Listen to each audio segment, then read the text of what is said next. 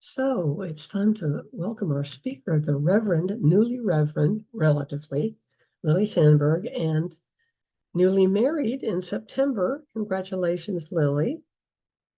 Her topic today is Come Ye and Rest a While. She grew up in Unity and chose to pursue a BA in Religious Studies and Sociology from the University of New Mexico. Ordained in 2022 and continues to pursue ministry. She is currently doing a medical chaplaincy form of ministry and is applying for jobs not only in New Mexico, but in Columbus, Ohio, and Kansas City. Her work has inspired her educational pursuit, and she is beginning clinical pastoral education in 2024. And her first real job, I guess, right?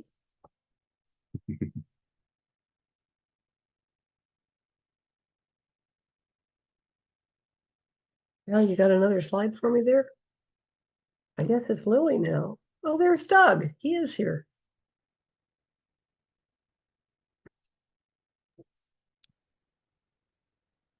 Lily, you want to take it away? Absolutely, I would love to. Good morning. Thanks for being here.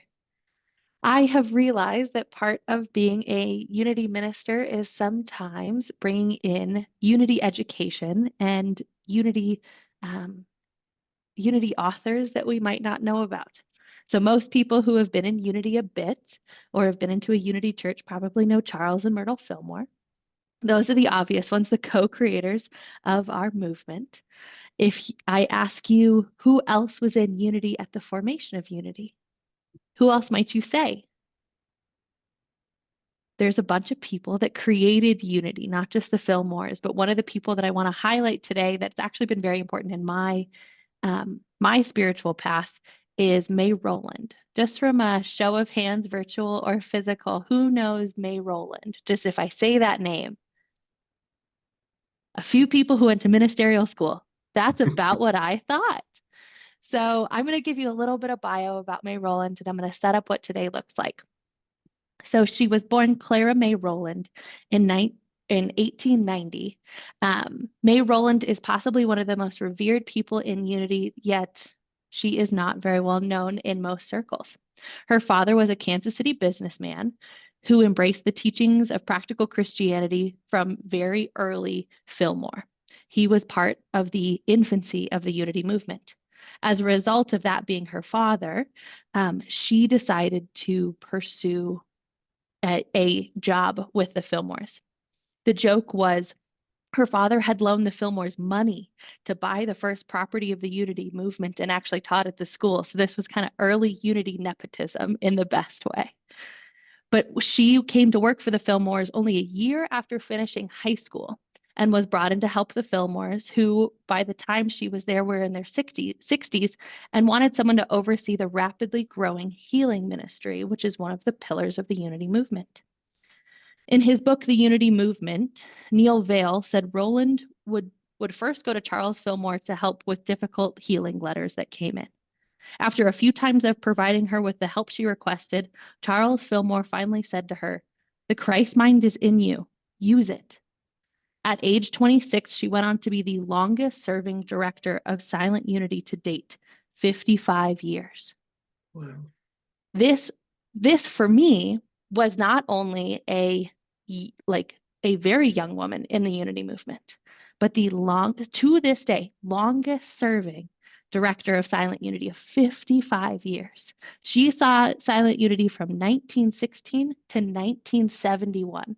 Just think about all of the things that would be happening in the world from 1916 to 1971 that she was at the helm supporting Silent Unity, a 24/7 prayer support, a pillar and corner of the Unity movement. Imagine how many letters and phone calls she probably overstood and supported prayer associates in being able to support. In the 1920s, May was married to Frank Whitney. Known as Whitey to his friends, he was the creator of the Daily Word magazine in 1924, which continues to this day. Talk about a Unity power couple. I ask the question a lot, if May Rowland was here today, what might she say about conflicts around the globe and increasing acts of violence that we might see? She had undaunted optimism, people write about her.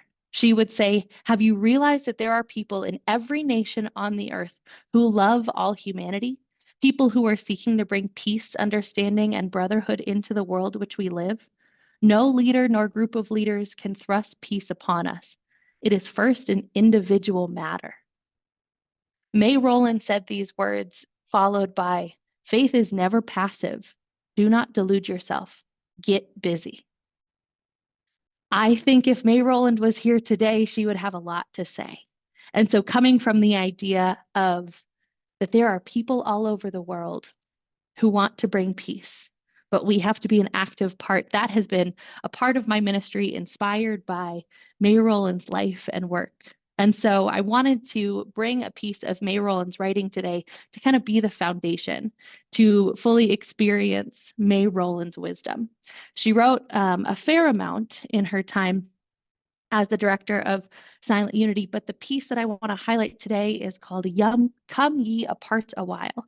And so it's inspired from Mark 6:31, where Jesus actually takes a step back, and it's one of the ones that ministers tend to pull on for rest, because Mark 6:31 says, and he saith unto them, come ye yourselves apart into a deserted place and rest a while.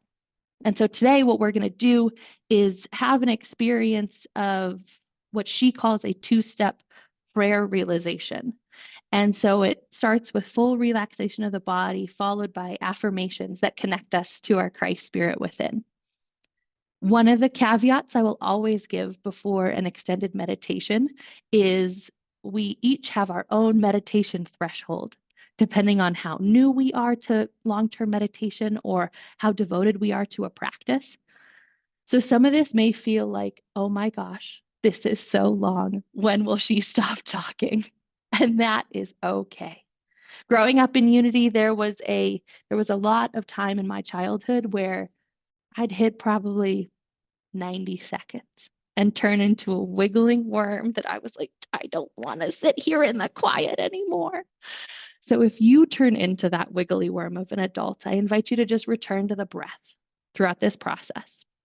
It is also going to be important that you're comfortable to start this process. So if you're not in the comfortable spot where you are, I invite you to find it. As well as in the second part of this meditation, we're going to be kind of focusing on different parts of the body. Unity is a healing ministry, but we are also humans living a human experience in a physical body that may have pain, that may have tension, that may have discomfort. So if you realize that in your body at any point in time, I invite you to just notice it and bless it and shift. And if you're like, Lily, it hurts too bad, you just let that be. So just to give you a little game plan, we're going to do kind of a mini meditation. We're going to do a wonderful song by Karen Drucker, and then we are going to shift into an extended meditation. So I invite you, wherever you are comfortable, to either shift your gaze down, or if you're comfortable, close your outer eyes.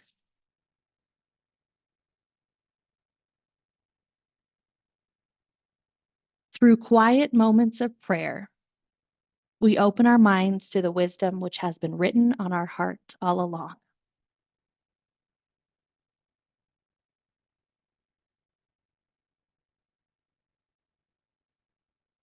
Through quiet moments of prayer, we open our minds to the wisdom which has been written in our hearts all along.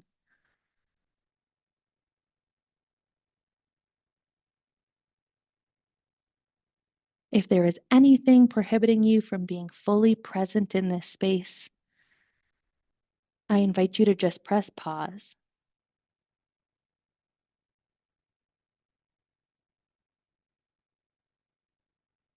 I invite you to connect in with your physical body, first directing your whole attention to your feet. Think about how wonderful they are to support your body. Think relaxation under the arch of your feet. Think balance into the entire foot. Let go of any feeling of being cramped or tense. Think relaxation to the back of your legs, up your calves, and under your knees. Now think of the small of your back and up and down your spine. Say to yourself, relax and let go. I am relaxed and I feel relaxed. Think of letting go through the shoulders. Release the shoulders and settle back into your body, the wonderful temple of God. Feel relaxed in every part of your body. Relax through your neck and back of the head,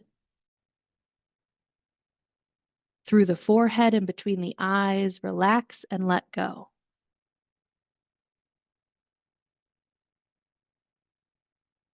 Remind yourself that you are relaxing into the harmony and peace of the presence of God,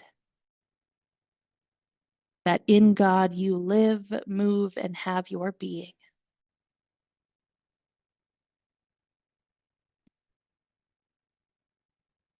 Relaxation comes to your mind and body through feeling trusted and trusting the presence and power of God.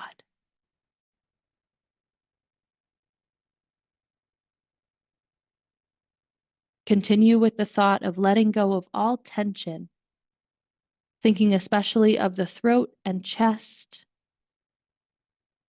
then the solar plexus, then through all the organs and functions of the body down to the tips of your toes.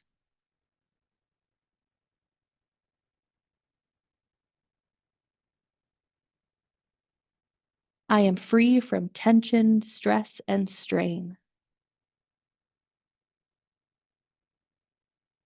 I am at peace in mind and body. From the top of my head to the soles of my feet, I feel relaxed. I am calm, serene, and relaxed. I feel God's peace filling my mind and my body.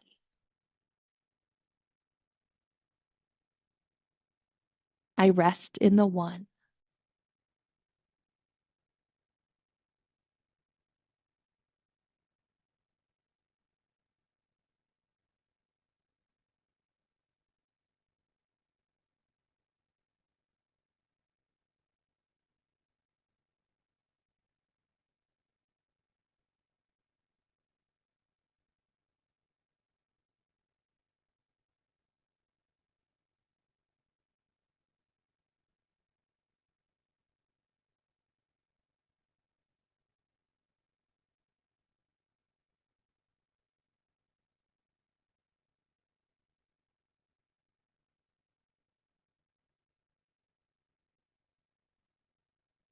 And I invite you, when you're ready, to come back to this space, feeling relaxed in your body, as we listen to the words of the wonderful Karen Drucker.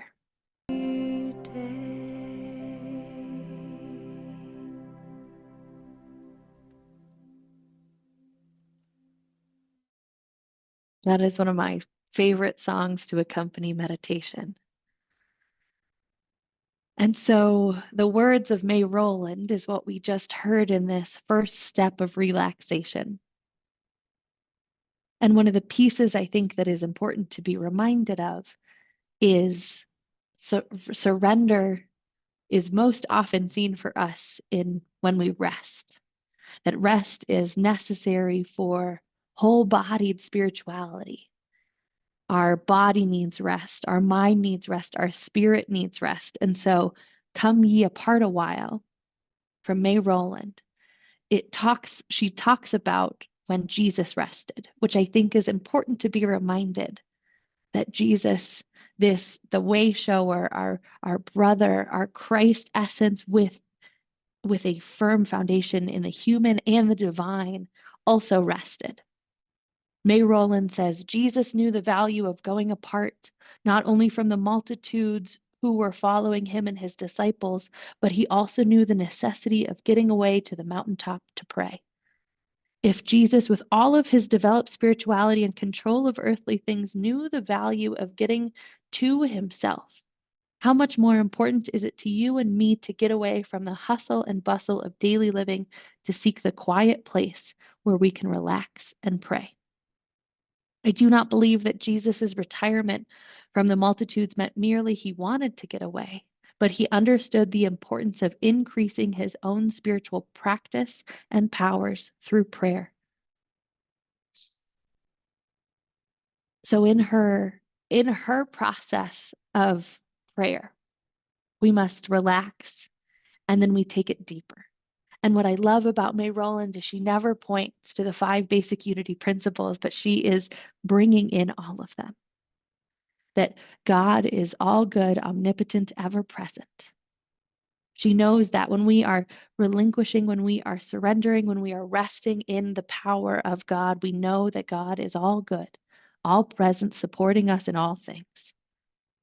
We also tap in this second step, affirmations that realize our Christ presence and the truth of who we are, which is not only bringing in our second unity principle where we are fully human and fully divine, just as Jesus was, living from that Christ presence, but also the way that we do that is through prayer and meditation, which is our fourth unity principle.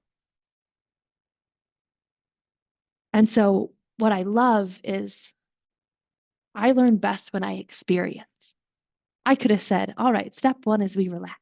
But I wanted you to feel that relaxation before we understood that first step. But I want to give you the teaser of that second step, which is going deeper throughout parts of our body, but anchoring that experience in each part of our body with an affirmation. And so the beauty of affirmations is there is always power in our words. And so I'm going to be utilizing the words of May Rowland, and I'll repeat them a few times. But if you are repeating these affirmations to yourself and you use different words that take on more meaning for you, you have full permission to do that. Sometimes one of my favorite examples is when people would say, I am the light of the world. I had misheard it saying, I am the light of this world. That one word made a big difference for me. Not that I had misheard it, but maybe God was shifting a word that meant more to me in my ears. So if we're ready to dive into the second part of going back into meditation with anchoring in with affirmations, I invite you to just take a deep breath and get comfortable in that space again. Knowing that the breath is ever connecting us not only to this physical body, but also to the spirit within. And if at any time we get distracted or caught up in the workings of the mind, we can always turn back to the breath. And so we begin again this meditation, shifting and moving through our physical body, beginning at the top of our head. With your attention at the top of your head, let us use these words of Jesus. I am the light of the world. I am the light of the world. Think of the wonderful, radiant light of Christ. See it shining through every part of your being. Feel that you are aglow from the top of your head to the soles of your feet. I am the light of the world.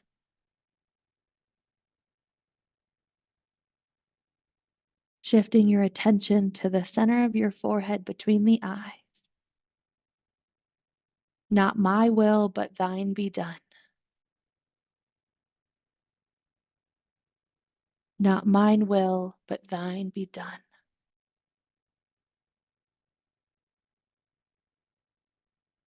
And shifting out to your eyes, bless your eyes with these words. Blessed are my eyes, for they see clearly, distinctly, and perfectly.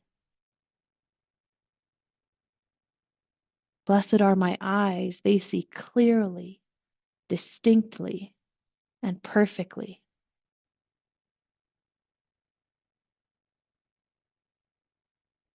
Follow the same idea shifting out to your ears. Blessed are my ears, for they hear clearly, easily, and distinctly. Blessed are my ears, for they hear clearly, easily, and distinctly.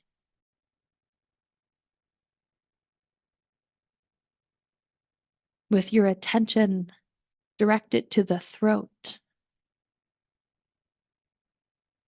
All power is given unto me in mind and in body. All power is given unto me in mind and in body.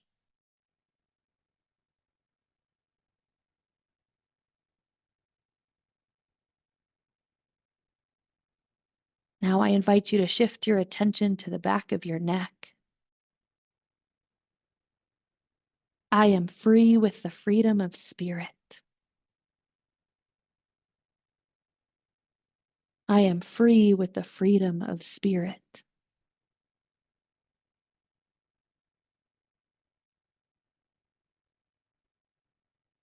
Moving down to your shoulders. My yoke is easy and my burden is light. My yoke is easy and my burden is light. Then imagine a yoke of light extending from your chest around your shoulders. Make it a yoke of light in your imagination. Place any burden that may be on your heart in the light of Christ.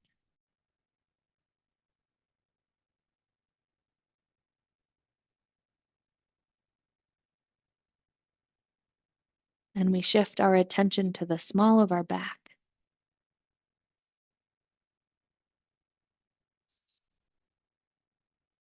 And we say to ourselves, I am strong in the divine and in spiritual strength. I am strong in the divine and in spiritual strength.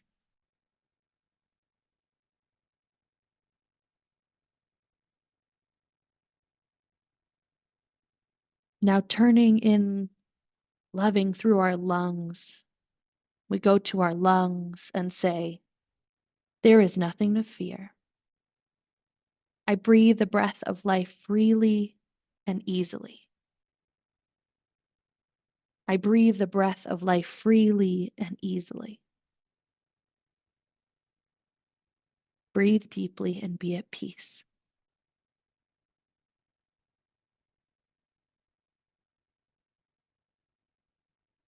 We shift our attention to our heart.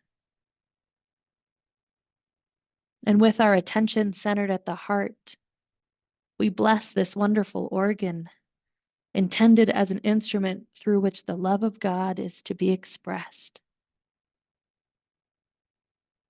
We have placed many burdens upon our heart.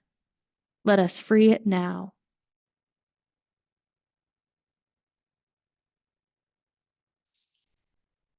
God's healing love of the divine sets me free.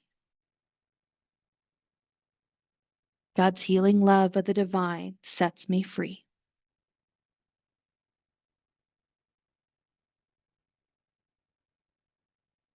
Now feel God's love, a pure stream of love flowing in and through your heart, through your bloodstream, cleansing, healing, purifying and restoring your entire body. God's cleansing, healing, purifying love flows freely. God's cleansing, healing, purifying love flows freely.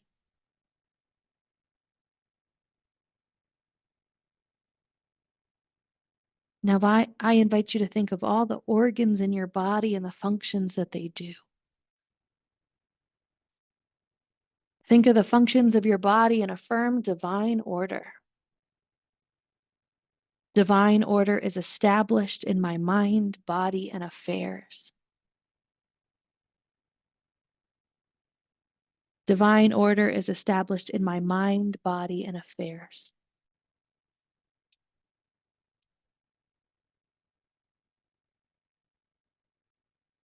Now we move our attention to the lower part of our body and affirm, the life of God is everlasting, and I live, move, and have my being in it. The life of God is everlasting, and I live, move, and have my being in it.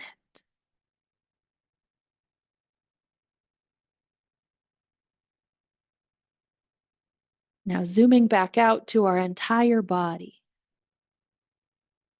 our whole being in this physical world. I am the ever renewing, ever unfolding expression of the One.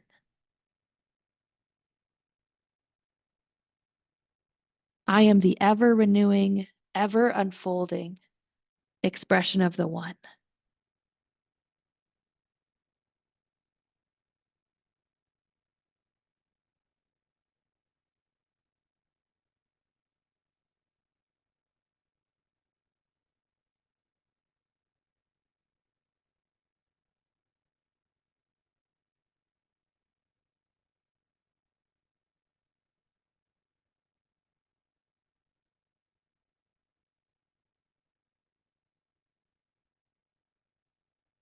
And knowing that all of this and so much more is true for each and every one of us, we begin coming back to this space and this time,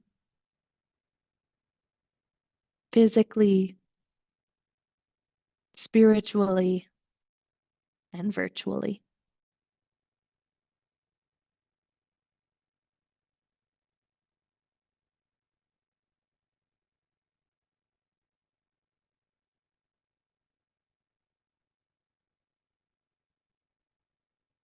These are the words of May Rowland, slightly adjusted for some more modern language. But if you haven't taken some time to just really sink into deep meditation in the body, longer meditations even, I invite you to do so. Because like she said at the beginning, through quiet moments of prayer, we open our minds to the wisdom which has already been written on our hearts. And isn't that a wonderful promise of the truth? Thank you for having me, y'all.